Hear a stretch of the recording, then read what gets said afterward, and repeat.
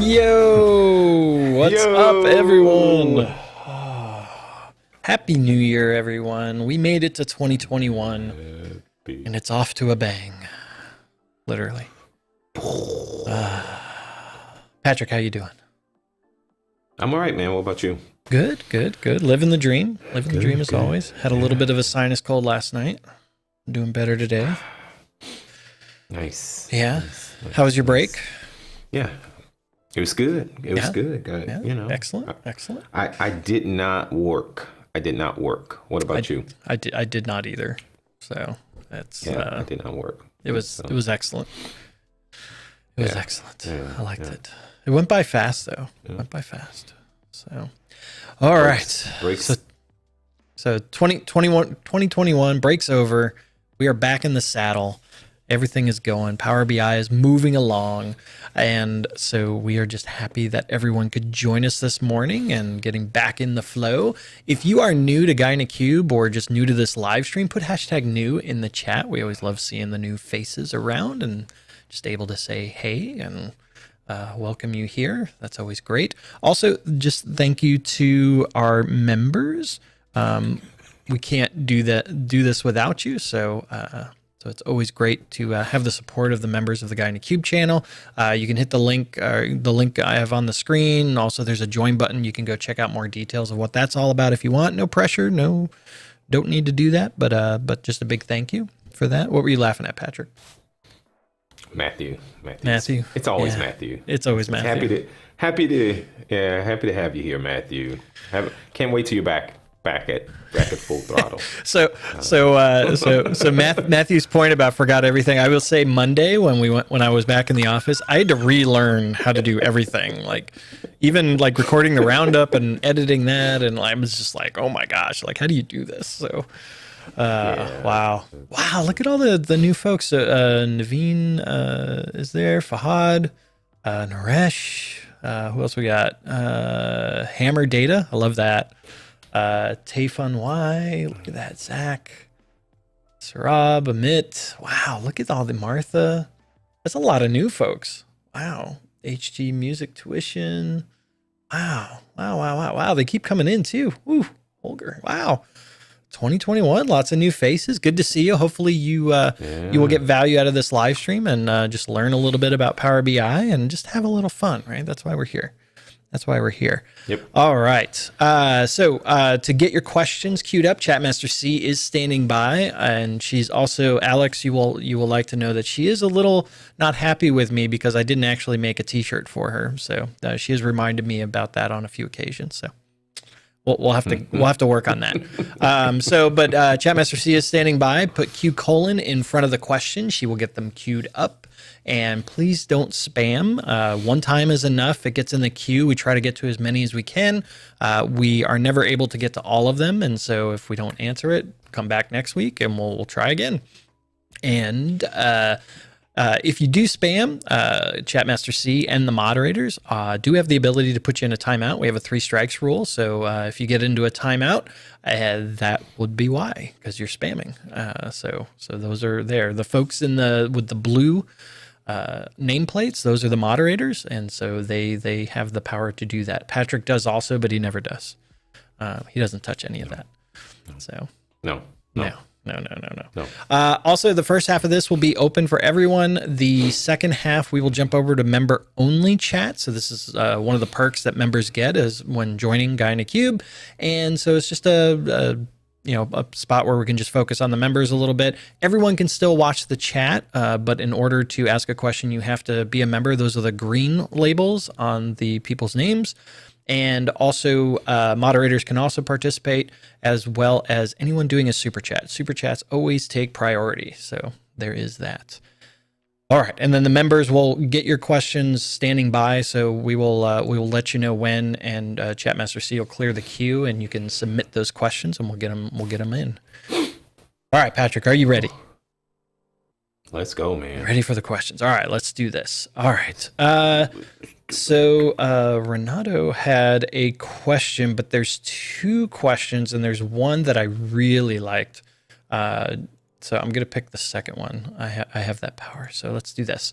So Renato asked, in a composite model, can DAX Studio clear the cache from the source or only the local host? That is an awesome question.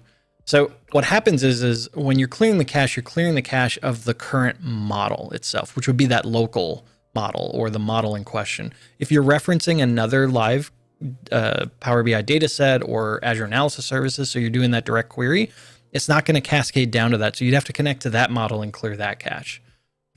So great question. So yeah, no, it's you have to understand the context of where you are. You look like you want to add something. And I don't know if I haven't watched Marco's video that he released. Marco's doing some kind of unplugged. I saw that. It's like over an hour. I think. Yeah. And he talks about composite models in that video. So yep. Marco, I don't know if you touch on it in that video, but you may want to go. Yeah, I mean, yeah. So it's just one of those things where it's not going to cascade down, right? So it's in the context of the model that you're going to, because there's also potential permission issues associated with that as well. Like you may not have owner rights on that reference data set, so we're not going to let you, or Power BI is not going to let you do that. So just be aware of it. So. He said it's a long video. It was. I saw that this morning, and I was like, "Wow!" I'm like, "All right, I may just put that on in the background and kind of listen to it a little bit, just see if there's any." I'm sure there are many nuggets of great knowledge in that video. So, yeah. Excellent. All right, next question. That was a good question. All right, that was a good question. All right, Akil, we saw this question. We were talking about this earlier. There's kind of a two-parter here. So I have a hard time reading that. I have 3 tables in my model: sales, dates, and time selector. I have the year sales and the last year sales. Used Dateadd with -364 as measures. Time selector to dates is one-to-many with bidirectional. Yeah. And then the second part is when I use time selector, my last year values don't appear anymore. How can I fix this? And I know there were some people commenting in the chat, and then Patrick's first reaction was also like, why do you need this time selector? Like, why is that even there? Why can't we just filter the dates? And from a measure perspective, you can go off of that.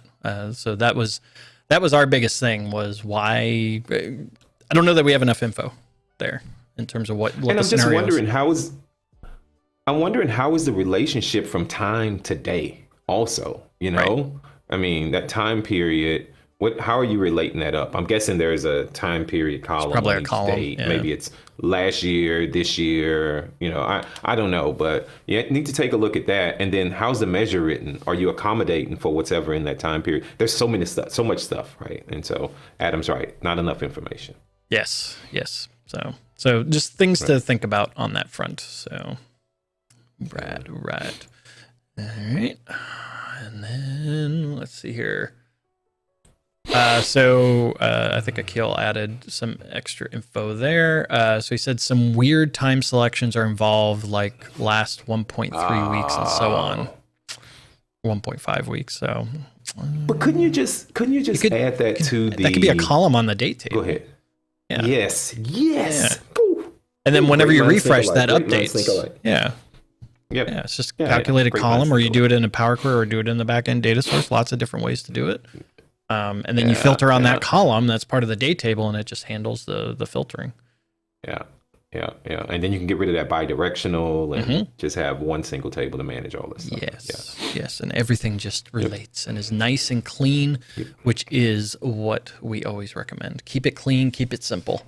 Because this is a great example of when you don't keep it simple and you're trying to do this weird kind of funky thing, like stuff just starts breaking and or it introduces performance problems, or it's just way more complicated. So Yep. All right. So Matthias had a question here, and Justino, thank you for the super chat. Much appreciated. Much appreciated. So there are rumors about object level security coming to Power BI Pro very soon. Is that true? And so I'm going to put a link in the chat to the release wave. Alex already put it in there a long time ago. Oh, all right. Well, you know what? Yeah, sorry. Wow, way to crush my... You know what? It's just payback for you busting my bubble earlier this week. So let's just pay back, man. Let's just pay back. All right. Anyway, so the release wave item, this does call out that it's coming. Its public preview is listed as February. It does call out that it would be done with tools that use the XMLA endpoint, which suggests premium only. So stay tuned when this gets announced that of how it'll be able to interact. So one of the questions that may come about, or you may see, I don't know for sure, would be if it allows and designates that it's supported to use Tabular Editor against Power BI Desktop. So if that ends up coming about also, and maybe that'll come later, I don't know, then that would allow you to do it without the need of premium. But for right now, all we can go off of is what's in the release wave, and that indicates that it's going to be premium. So good question. Anything there you're no, seeing in the chat? No, we already talked about this. This is good. That was a good one. I did see Chatmaster C clarifying on the whole shirt thing, and so I missed that. I was paying attention to that. All right, Klaus. My precious Klaus.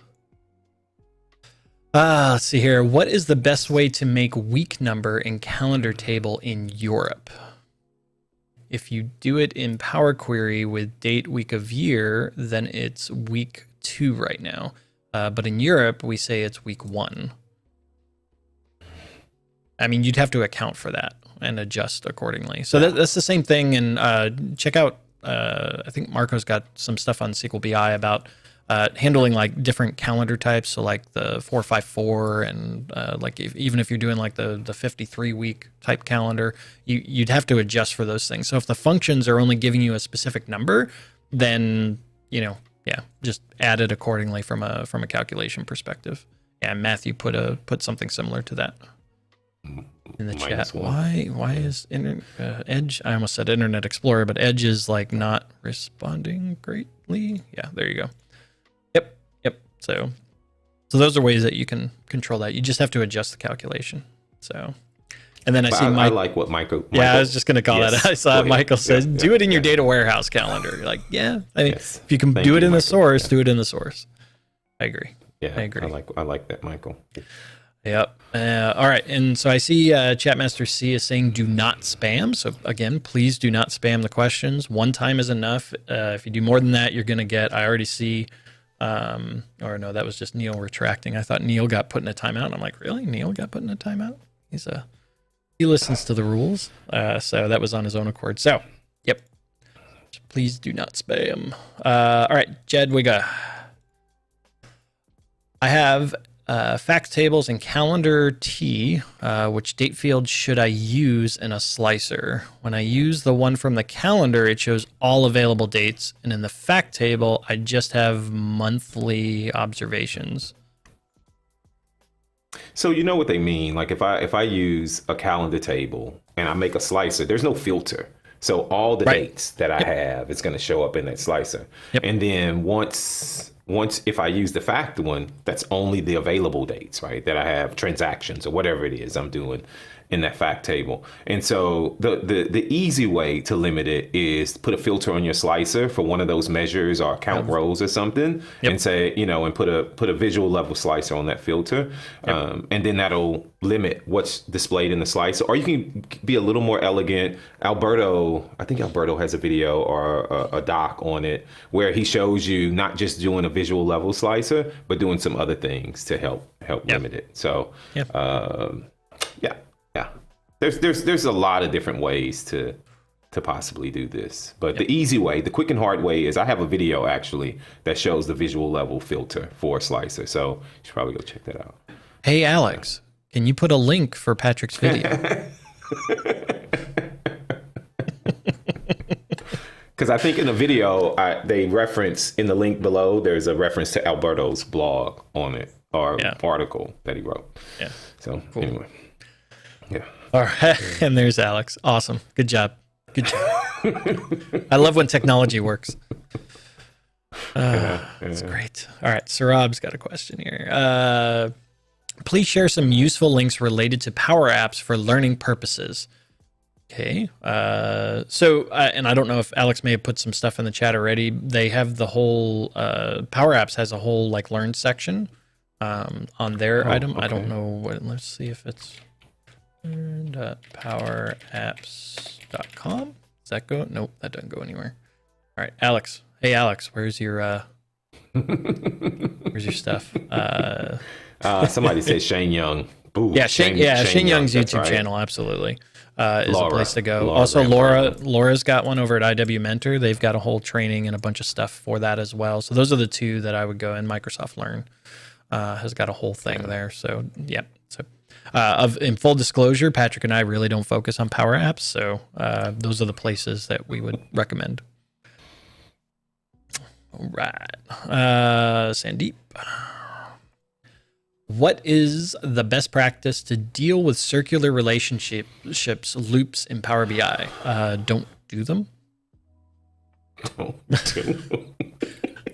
So Alberto had a good video a couple weeks ago where he talked about, I think it was about the was it about circular references, or was it just ambiguity? That was ambiguity. Yeah, but I think it related the circular. I thought it referenced the circular relationships as well. But again, you want to avoid that.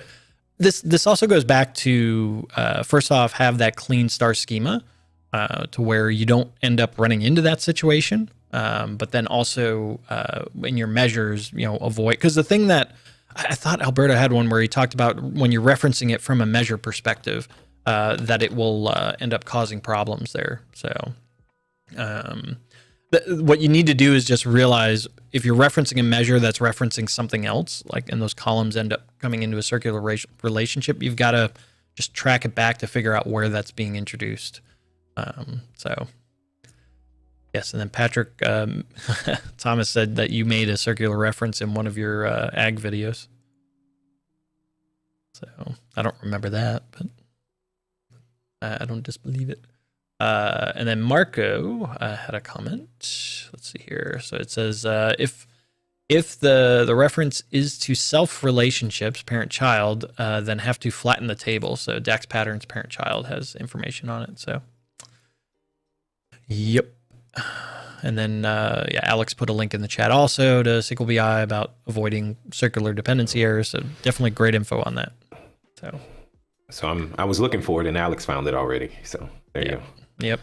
So excellent. You, Alex. No. That's what he's there for. That's why we bring him here. He's so fast with these links. I know he is. He's so fast with these links. I don't even. I have my screenshot that I beat him, even though it didn't go through. I did beat him, so I'm fine with that after that. You did not. I did. You did not beat him. I have a screenshot. You didn't. No, you. Okay, whatever you say. You know what? But there was a lot of witnesses on that live stream that prove you did. I don't know what you're talking about, Patrick. I'm just saying. Okay. All right. So Daniel's got a question. Possible to add some variety to the waiting soundtrack, perhaps some metal. It all has to do with copyright. I didn't actually read the question before I put it up there. So no, it's copyright, man. I got to put only copyright stuff. So it's the way of YouTube and other streaming things. All right. So Hill. Any idea when the Power Platform release notes 2021-22 would release? So the release cadence they go on 6-month semesters. And so the current semester goes through April, and then the following one is April to October. And so the next semester plans haven't been locked in yet. So they're working on that. And then I would actually, Patrick asked me that this morning too. Was it did you see this question? Is that why you asked me? Or were you just asking I was just on thinking your own? about it. And so, yeah. No, I was just thinking about it. And Alex put what I thought. It usually comes out the month before the semester ends. That's the pattern that I was looking at the release. That's what I told you, is that probably in March timeframe is when we'll see it. So, yeah, March. Yep. So I was looking at them. Yeah. Yep. That was my guess, is probably around March. All right. So MD, what are the exciting big features that you guys are looking forward to in 2021? I haven't honestly looked at it. Most of the big, what mine is, and yeah, go ahead. No. Well, people are gonna go. People may go boo, but it is a premium thing. But it's the bring your own log analytics. Yeah, I do. Yeah. It is, man. I got a peek at it, and it's gonna be nice. I can't wait, because it's gonna just help. It's gonna help people to proactively monitor their capacities. So anyway, yeah. And some of that is what Patrick and I focus on during our day job. Is usually large enterprise customers that are using premium, and so it's our focus is more on that, which is why Patrick has a hard time coming up with video ideas that don't reference that stuff. So I got a great video idea. Yep. And I knocked it. That was Patrick's reference to me, destroying his hopes earlier this week. If there's like a bubble, if I'm blowing bubbles, I'm a little kid blowing bubbles, Adam was just walking around with a little stick pin. Pop, pop, pop, popping them all. Popping them all. Yes. All right. Patrick. So creating not you, Patrick, another Patrick. Oh. Perhaps a better Patrick? I don't know. Maybe. Creating a new measure on my model. Compressed size on disk size is 50 meg, I'm guessing.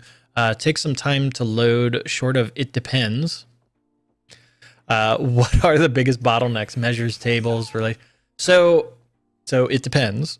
Now, when you say it takes some time to load, I'm going to assume that we say it takes it takes time to refresh and not just like open it up, right? Because load could be, look, I'm just hitting it for the first time, or I'm opening up Power BI Desktop. I'm assuming we mean refresh there. And so what's the data source? How long is the data source taking to respond, to return back the data? Past that, calculated tables, calculated columns are going to take time to process. If there's any overhead on the Power Query side that can't be folded back to the source, there's overhead for that. I actually did a video that talked about the bottlenecks for refresh. Yeah. Hey, Alex, can you get that video? Refresh bottlenecks. And so those are things to consider, and you just have to break down like where those items are. So it's tracing, it's those types of items to look at. So, yep. And so Patrick, before we go though. Yeah. I want to go back to something though. I'm sorry. Wait. Yeah. So Patrick had a follow up, which was interesting. I'm waiting for my thing to refresh here. Come on, Edge. So he said just pressing create new measure and it takes a good 30 seconds. Yeah. Ooh, all right. That's something that's syntax? Maybe something different. Syntax. Well, he's just hitting create new measure. What's the measure though? What is the measure? What's going on inside? He hasn't created the measure yet. He's just hitting create new measure and the dialogue's taking 30 seconds to come up. My yeah. So that is if that's taking a long time, I would start looking at your actual machine, like what else is going on there. Yes. I had another video that talked about like performance things for desktop that focused on more of the machine and different processes that are running, using things like Task Manager and some of the sysinternal tools to dig in a little bit. What are the specs of the machine? Like maybe it's like an older machine. Like I recommend at least 16 gig of RAM, those types of things. So a dialogue thing, that model is not big, so I wouldn't expect that to be the problem. So just, yeah, that's bizarre. Make sure your video driver is updated too. That can cause wonkiness. So, Marco added also, if there are too many measures, tables, or columns, just move to Tabular Editor. Yeah, that's an option as well. So, somebody said, "Are you using 32-bit or 62-bit?" Right. Yeah, and that goes in. The video I was mentioning where I did it was a while back where I talk about those things about memory and the footprint, and that's going to slow things down because then your operating system is going to be paging at that point because it doesn't have enough memory, and that's going to slow things down. So, of note, my laptop and my main machines all have 64 gig of RAM, so I'm covered there. So. And you want to upgrade, your machine. I mean, anyway. my boxes, they can go up to, I think, 128 gig of RAM if I wanted to. Anyway. Okay. All right. You said you want to go back to something. What do you want? Yeah, Laura, and it's gone. You don't have to go looking for it. But she made a point when I was talking about premium, when I said, I was excited about the log analytics, and she made a really good point about premium per user, that it's gonna, expand. It changes the game. And you're right. Look, it does change the game. And so I'm actually, we talked about doing some videos specific to that. I don't think we've got around to finalize any of that, but you're right, Laura, it's going to change the game. Yep. It is. We're going to have more premium topics, and you'll probably see more.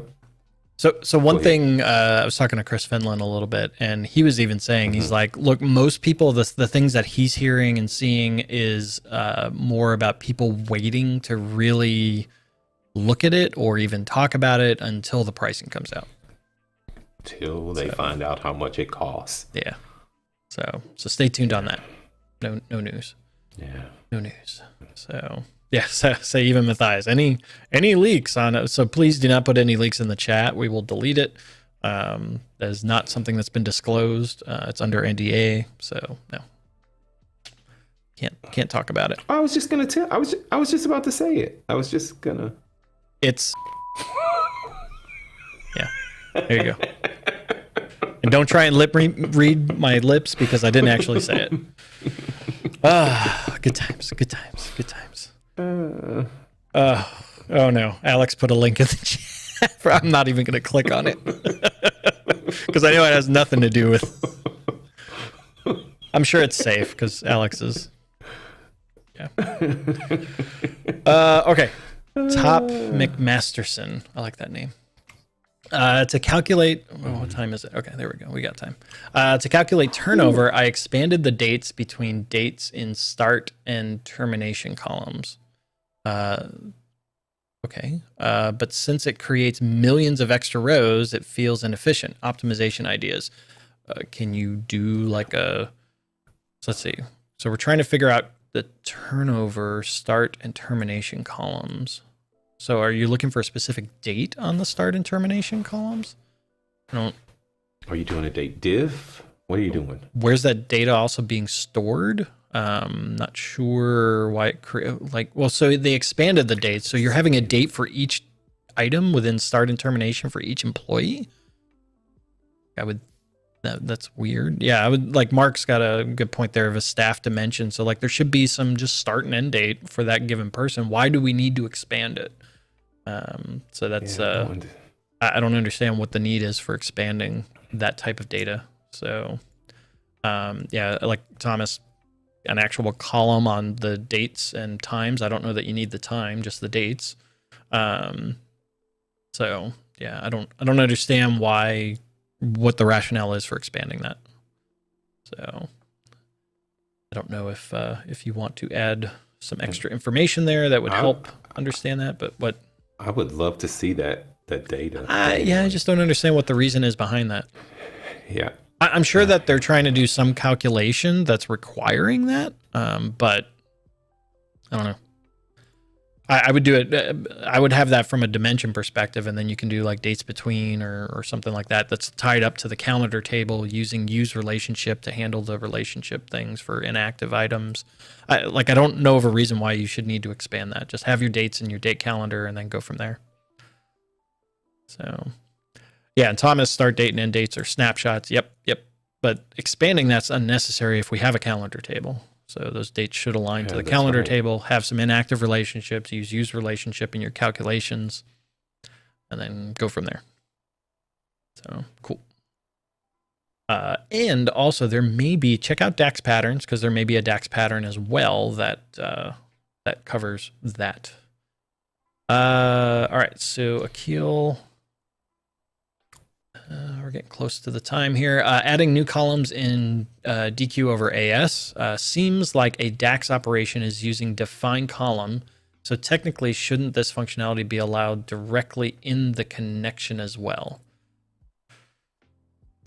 I don't know what you mean by directly in the connection. So when you do, I think they just want to. I think they want to create a calculus. So if I live connect to AS, they want to use that new.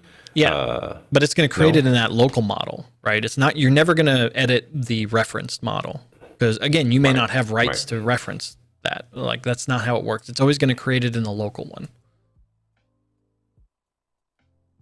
So, but I don't think those functions are available yet, right? Not to type the code, huh? Not in the desktop. What do you mean? You can create a column in a composite model. You can create a column. Well, so there's some new functions that's exposed. If you look at the composite model, if you go to the performance analyzer, you know how you can define a measure? You can define a column too. Now in, yeah. And so see, look, Marco's putting it right now. Nice. There you go. There you go. And so he said articles coming soon. So I haven't played with it a lot, but I did. Remember I was telling you I was looking at this and I saw all this stuff that it generated and I saw a defined column. I was like, interesting, but I haven't done anything with it. So yeah. All right. What was that? That was my happy dance, Matthew. That was my happy dance. All right. We are kicking over. It is time, Patrick. We are kicking over to member only chat.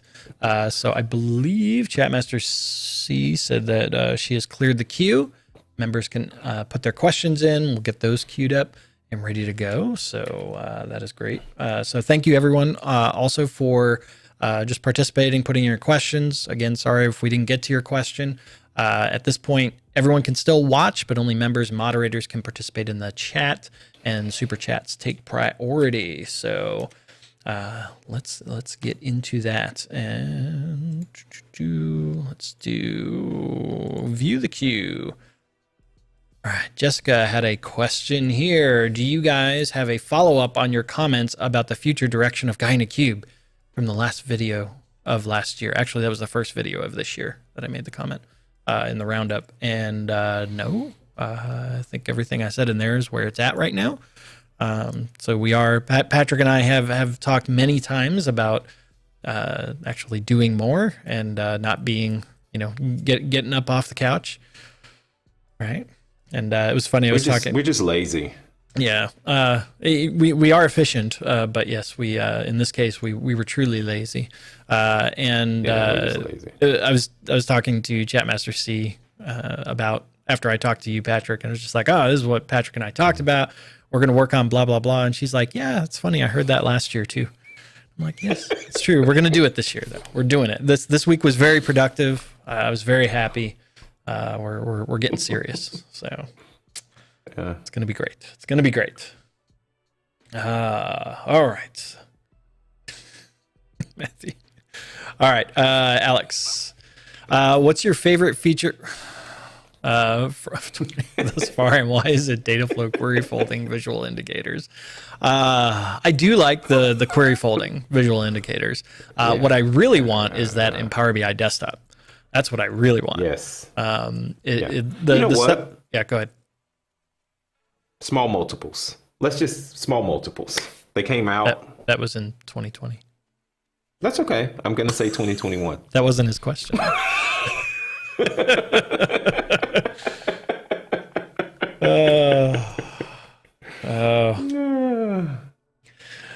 I don't know, Alex. I don't know. Yeah, Alex. Yes, I do agree that the query folding indicators, that is something like Patrick and I have talked about this forever. Like, oh my God, it'd be so great if we had some actual indicator to tell us what that is. And but I want that in desktop. So hopefully that will come at some point. So Patrick, I'm seeing Laura had a comment on the whole lazy thing. She's like, wait, getting up early on Saturday doing this each week is lazy? And I'm like,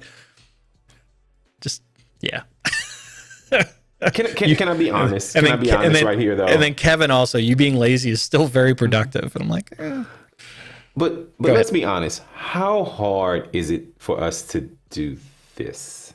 No, not hard. No. And, we had a technical challenge this morning. I won't tell you. We had a technical challenge stupid iPad that took a lot of effort to fix. But this is the easy part, guys. I'll be honest with you, Laura and Kevin. Adam has set up this thing that I have in my office where literally I just turn it on and press a button and I just sit here. But all the other stuff, like videos, recording a video, I'm struggling right now. And I've told Adam about it. Like my video is coming out next week, blah, blah, blah, blah. The one that was, Ooh, don't say that. I'm struggling. Chris is not going to be happy with you on that.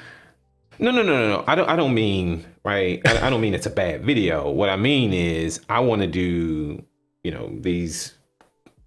I want to do different types of really techie videos, but I don't know. I'm struggling right now. So those are the hard things. That's what I mean when we're lazy. We just don't do. I would say the course stuff too. Like we had a lot of great ideas for course stuff, and we just didn't execute on it. Yeah. And we just got to do it.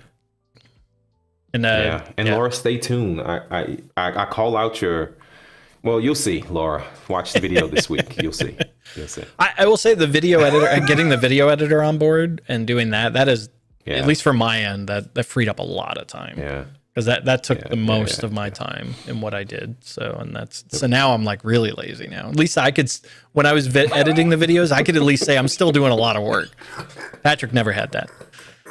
So, but now I don't have that excuse either. So, all right, moving on. Mr. Benny. Benny, how are you, sir?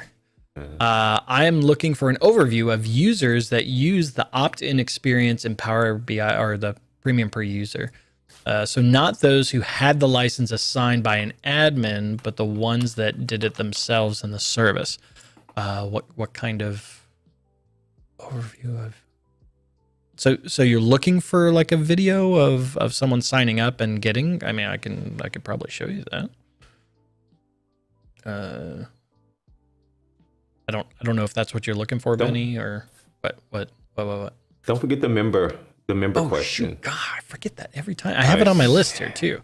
Yes. All right. So yeah, Benny, what are you wanting, like a demo of that, or are you wanting like a video, or I don't know what it is you're actually asking for there, or just people to comment on what they did it? Were you hitting a problem with it, or so? Yes. All right. We may come back to Benny. All right. So yes. While we're waiting for that, so Benny said, I want to know every single user that has premium per user. So in terms of that, like that's also when people say, hey, I want to see everyone that's got the pro trial, right? Because it's not an actual license type. And so it's a back end thing. And so the only place you can track that is the audit log. It's the only place. There's no API. There's no other way to know if they've actually got that assigned. It'd be nice if there was something that would allow you to see that. But if you actually go and look at the license items from the Office 365 side, it won't show up. It'll just show them as a free user or a pro user if that's what they've got assigned. So the audit log is the only way. So were you going to say something, Patrick? I want to talk about something else. Okay.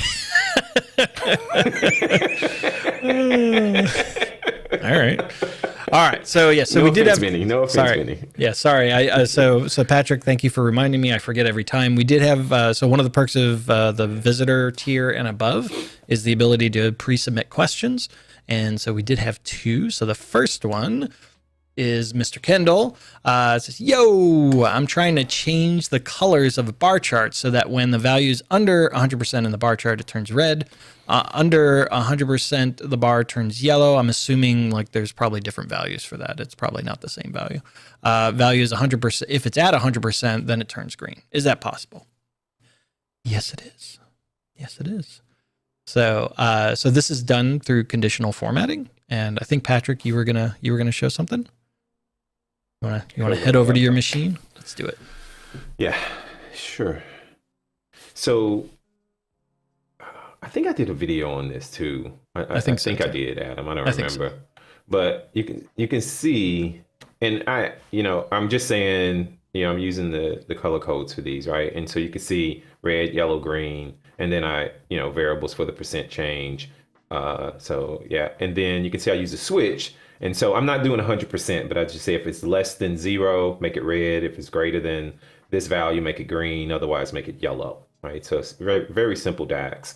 And then go to the bar chart itself or whatever visual you want. If that visual supports conditional formatting for the data colors, you'll see. And so, my Zoom, it's not working. Oh, and so you'll see look right at that. there. Oh, Patrick. Oh. Hey, you know what though? You know what? I'm going to teach you something. I want to teach you something today. I doubt it. Watch this. Oh yeah, absolutely. Watch this. Watch this. You and everybody's like, Patrick, just finish. I'm not finishing. I want to show you. I'm teaching. Real quick. Heidi says that is it just her? The screen is blurry. Heidi, I'm assuming that you need to change it to 1080p or 720p. You probably got downgraded on your resolution on YouTube itself. Look at there. Look at there. Oh, there it is. Did you close it and reopen it? Oh yeah. Yeah. Yes. When in doubt, reboot. Yeah. All right. Cool. I'll remember that for next time. I'll remember that. All right. Cool. So we're doing. This is on data colors, and you're doing conditional formatting on data colors. Yeah. So then go to data colors, and then go to the conditional, and then you can even use a color scale. I mean, you can use color scale. You can use rules. I like to put it in the DAX, so I don't have to tinker around with those things. Select fill value, select that value, and then it'll just color everything up based on the values of what you put on the axis here. And so it just works. It's pretty easy. Cool. And Jessica did say I did do a video on this. I don't know what video. Oh, there you go. But he said he wasn't sure. But videos. Yeah. Look, That's Alex when he found one. He's like, Patrick loves his conditional videos. He does. There are a few. There are a few. That's funny. Good. That's funny. All right. It looks like Heidi's taken care of there too. Yeah. Yep. Bandwidth. So wait, Kendall says I tried fill value, but my version only turns into one color. So Kendall, look, are you using percentages? That's what I'm curious. So if you're using percentages on it, you need to don't use the actual percentage value, 20%, 30%. You got to use the decimal value for it. Yeah. And so I'm not, because you said 100%. So I'm assuming you're doing a percentage. And so instead of using the 100%, 20%, 30%, you got to use the actual decimal value of it. And so, So don't use the Kindle. Don't use the 100 or 200 or whatever it is. Yes. Use the decimal, whatever the actual value is. 1 or lower. Yep. So 1 or 50% is 0.50. Yep. Cool. All right. Good to go. All right. Second question. Yep. Second question that came in is we would like to use RLS on data flows, but it's not possible. We don't like the idea to multiply our data flows by the number of security groups. So list a bank office address and the whole company. Users should only see their country's offices. And so, and this was sent in by Bertolin. And the thing I'll say on that is it's a misunderstanding of data flows versus data sets. So there is no RLS on data flows. RLS is on the data set. So if you want to control what users are seeing, you define the roles on the data set. Think of data flows as the data source. And so if you are concerned by having the data flow and there's a lot more information there for the authors that you don't want the authors to have access to, then you probably want to look at maybe doing this at the data source side or some way to control it on the data source side. I know from a deployment pipeline perspective, one thing I've recommended to folks is if you have like a data source for testing and then another one for production. And so the test data source doesn't have all the data, whereas the production one does, and the authors don't have access to the production one. That's one way of securing that. For data flows, I don't think you can switch that as easily because you can control that in Power Query. Like if it's a SQL database and server name, I can control that even from a Power Query perspective. But for data flows, I don't think you can do that. And then, yeah, Matthew's got a comment as well. So Matthew commented, please let the Dataflows team know about your scenario at ideas.powerbi.com. RLS for Dataflows would be great. And Matthew, I'm also sure. Hey, Alex, can you post the ideas item? I'm sure there's an ideas item already out there that you can go vote up. And because Berline, you're not the first person to bring that up. That is definitely there. But for the way it works today is you don't do that at the data flows layer. You do it at the data set side of it. So there's not a good way to do that on the data flows side. So cool. Anything else to add to that, Patrick? I'm thinking about something else already. All right. Sorry. What is it? Is there a question that you want me to pull up, or are you just something random, or so there's some comments. So I've been promising this. Do you mind? Do you mind if I just go? It's fine. So I've been promising this this video on handling type 2 dimensions. Yes, I recall. Yeah. And I've actually worked out some demos and stuff like that. But you were struggling. You were struggling a little bit. Yeah, you were struggling with the scenario. Yeah. I'm curious about the scenarios that you guys are, that you're running into about this. And if you could, send me an email. You guys have our email address. If you can just send me a note for the two people. I forget Susan. It was Susan and someone else, Thomas, I think. If you guys send me your scenarios that you're curious about, because I want to make sure that I have the scenario that I'm going to cover. But I want to make sure the video covers the go ahead. To be clear, don't just give an overview, like give some details about it as well. Yeah. Because that's really what you were looking for, is some of the specifics about like what you're trying to accomplish there. So you can send it to info@GuiaNetCube.com. You can hit us up on Twitter. You can so all of that. It would be great. Yes. It would be great. All right. Yes, Thomas, it is you. That's right. Thomas pings me every time, and I'm finished with my demo. But mine is a very isolated, a specific thing. But if you, Susan and Thomas, if you guys could send us, your really detailed scenarios, it would be great before I record the video. Hybrid SCD scenarios. Yes. Go ahead. All right. So Thomas had a question. When do you trace models with Profiler and not with extended events? So with Premium, you can't even do extended events, can you? No, I always use Profiler. So. Phil Seamark and I were just using Profiler to do some tracing. I know you can do extended events on premises, I don't even think you could do extended events with Azure AS. Because that all goes through the log analytics stuff. Yeah. You can do it on premises, but I don't think you can use on-prem you can do it. Thomas, are you talking about on-prem or?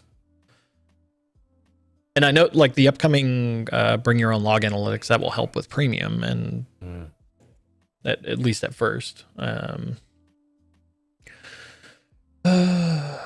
so I use both. So Thomas, to be honest with you, I honestly start with DAX Studio, and I use all queries first. And I know it's just capturing just what's coming through, but then when I need to go beyond that, that's when I'll use Profiler. But I don't think you can do extended events with not in the cloud. So on-prem you can, and on-prem, I mean, extended events is great. Yeah. So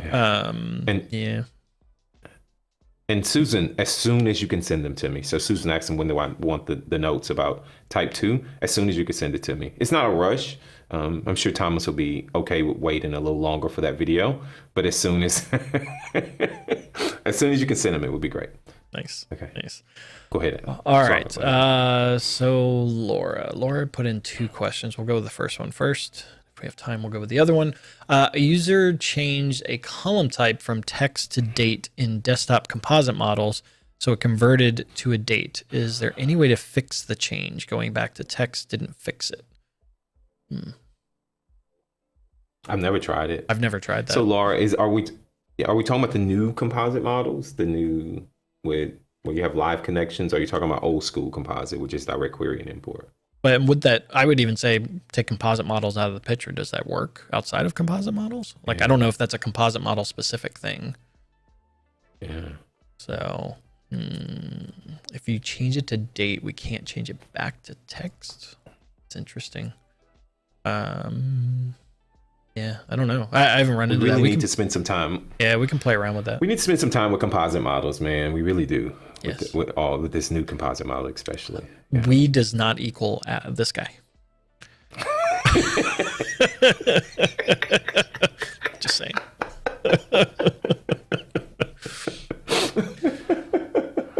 Yes. Yeah. That's look what you put. April 20th. Okay. Oh, the new one. Okay, Laura, I'm gonna have to play with it. Yeah, we'll have to play with it. That may be a bug. I'm not sure, but so it'd be interesting. Also, is does that reproduce outside of composite models? If it doesn't, then it's probably something specific with the composite model stuff, and then we'd have to see what that is. A bug of some kind. I don't know. All right. Cool. Sorry, Laura. Didn't have a magic answer for you there. All right, Will. Let's see here. I understand Tabular Editor is going to paid subscription in 2021 in the latest version. Will prior free version continue to work? So it was said in the live stream that Daniel did. He did say that Tabular Editor 2 will still be open source, still be available. I wouldn't expect updates to that, though. Maybe occasional bug fix of some kind, but they're not going to focus on that. All the focus is going to be on Tabular Editor 3. I'm sure either Marco already commented or will comment as well. But my understanding is Tabular Editor 2 will still be available and be able to use. But it just won't have any of those items, any new items as part of it. Good question. Good question. I'd also be curious too, and I'm sure Marco's interested in this as well as Daniel, is if with Tabular Editor 3 having a cost associated with it, has that affected you in terms of like, is that going to stop you from getting it, or does it not matter? I'm curious about that. It'd be interesting to know. All right. Next question, Mark. What was your favorite gift given or received from the recent holiday season? Oh, I got so many. What was your favorite, Patrick? Oh, yeah, that was a very cool mug. That was a very cool mug. That was nice. I like that mug. A little R2D2 mug. Yep. Crystal got me so I finally have a fridge right over there. Nice. So that is nice. And then I also got my big 49-inch widescreen massive monitor, which was very nice. I posted something about it. So I got a Secret Labs chair. It's my Batman chair. If I moved, you'd see the Batman logo. Looks very cool. Horrible chair. It is so uncomfortable. I don't like it. And there was a video that got posted about like why you like comparing these with normal office chairs, and it was not. Basically said, yeah, they're not good chairs. So I agree. I got a new chair and I really like it. I got a new chair. You got a weird chair. You should show your chair. Do. You should show your chair. Should I show my chair? You should show your chair. Looks like a bar stool. I'm gonna show my chair. There you go. Down a little lower. Down a little lower. There you go. It's a standing desk chair. Yeah. Right. Yeah. It's a standing desk chair. There you go. All right. I love Thomas said that you did you held up your mug and he said you did a mug shot. That's funny. All right, Mr. Kevin. Mr. Kevin's got a question there. When I publish a PBIX file, sometimes it creates a new data set with the same name as existing data set. Why is that? Ooh. It should ask you to override it unless you change the name. Should ask you to overwrite. Or you're not maybe the owner of the data set. I don't know that would matter. It shouldn't. If somebody takes over the data set, does it matter? That's what I was just saying. If the owner changes of the data set, so they did a takeover, I don't think that matters. I'd have to try it. Interesting. Not sure.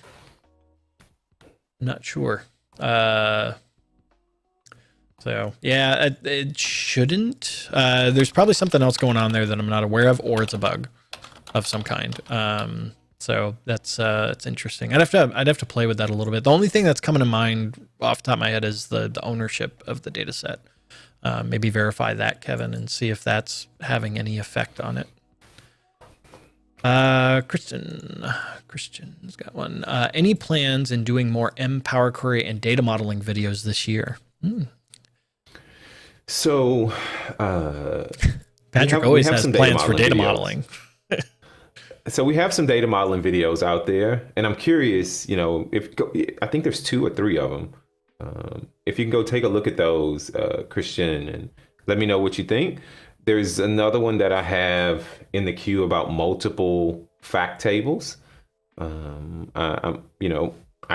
tried to do some intro and cover a whole group of things in the couple of data modeling videos that we did. Yep. But I'm sure what's next? What do you want? Well, some of it too is what's the scenario or the story that the problem that you're trying to solve, right? And that's what we look for in the videos that we do is how do we what's that problem we're trying to solve there? And some of it is just best practice stuff as well. So it'd be interesting to see if you have a specific thing that you're looking for that would be good to do, like send it our way. So Thomas, and then put something really quick. Yeah. But so I'll come back to Thomas. But the other thing with that, and I lost my train of thought. Thanks, Patrick.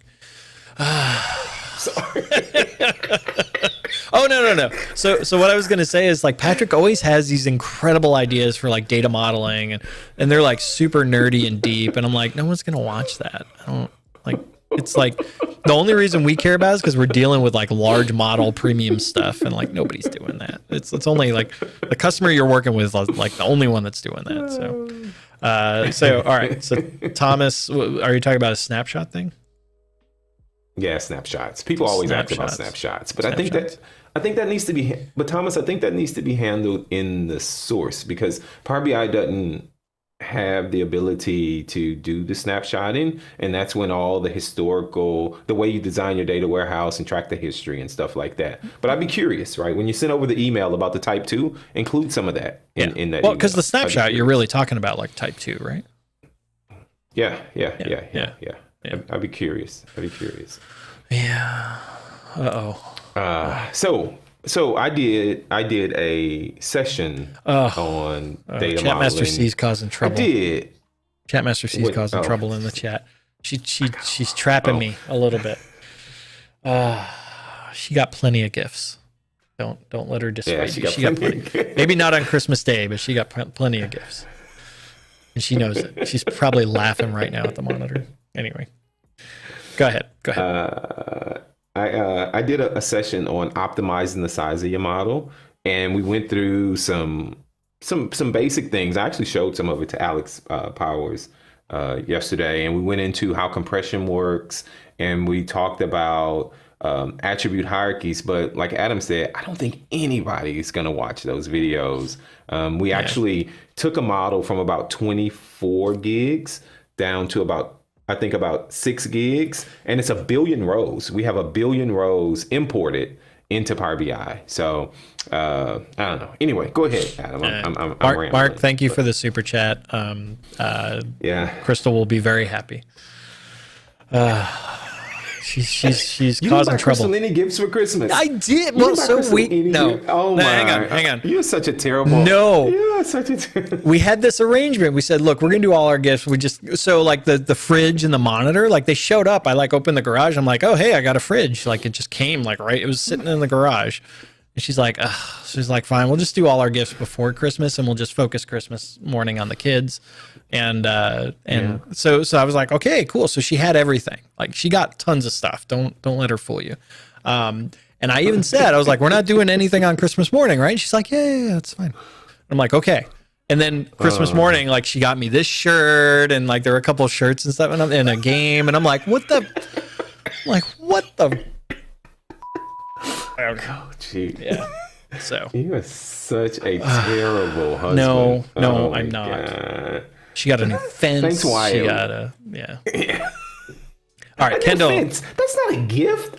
A new fence is not a gift. Are you kidding me? No, she got tons of. She got everything she asked for. So whatever, whatever. Wyatt, thank you. Thank you for the super chat. I agree with Susan and Jessica. A fence? Are you kidding me? She wanted the. That's right, Crystal. That was for the damn dogs. That wasn't for her. Are you kidding? Oh my God. The stream's about over, right? Whew. Oh my goodness. Are you kidding me? She got buy your wife a. Look what she put in the chat. Are you kidding me? You bought her a fence. A fence. No. Are you kidding me? A fence. All right. Next question. Crystal, I got your address. I got to find something for you for Christmas. All right, Patrick's muted. We're moving on to the next question here. You're back on. I am receiving couldn't load the data for this visual error on card. Visual function sum cannot work with values of a string. Oh, it's got to be. I mean, what's the data? Are you just trying to count them? Use, I think, what is a count A or something like that? If you're just trying to count the strings, but you can't do a sum on a string. Yeah. It's got to be a number value. Oh, there you go. Yeah. Yeah. Oh boy, that was fun. So somebody just DAX. Became a Cube supporter. Yes. Lolgana, thank you for becoming a supporter. Much appreciated. Yeah. All right, and then Heidi, Chatmaster C didn't add it to the queue, but I did see. I want to get Heidi's question here. There was a. I think she added it in before. Where'd it go? Oh wait. A fence for Christmas. Oh, don't. I thought Heidi had a question. I thought I saw a cute. There it is. All right, Heidi had one. This will be the last question. Here we go. With tabular models using modern data sources, aka Power Query's modern data source. Okay, is there a way to kind of schema compare to data source for scenarios where different team members working on? Yeah, so like in SQL, you can have the different schemas that are associated. So like dbo.table or username.table, and so I mean, you can switch using like parameters and stuff. You can define what that is, but it doesn't make sense from a data set perspective, at least from what I'm thinking, because the it's not the refresh isn't going to be user based.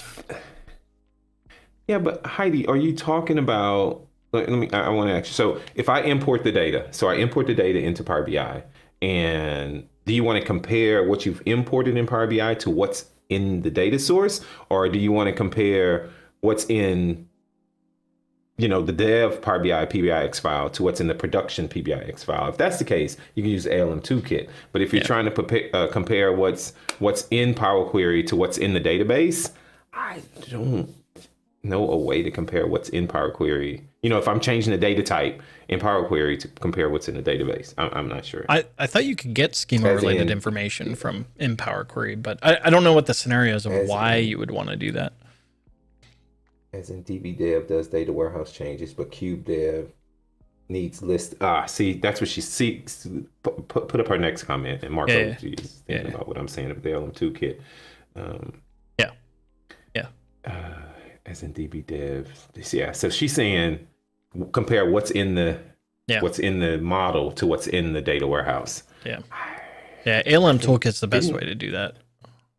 Well, so really what you're also asking, I don't know that it's necessarily a Power Query thing. It's the data model. But you want to do that detection in Power Query. But my other thing there is if it detects a change, what are you going to do about it in Power Query? Yeah. Like you'd have to make some decision, and that would be hard to do. So, yeah.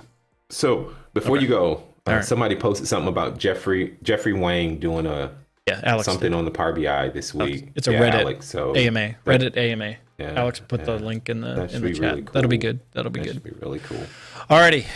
And So then somebody we're- became a Q Oh, member. You didn't call them out. Benoit became. Thank you so much. Yeah, my thing's not Keep updating. supporting. The event bar is not updating. That's all right. I got you.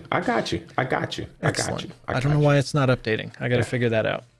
Alrighty. So, Patrick, everyone, have a great next week. Hope everyone learned something exciting.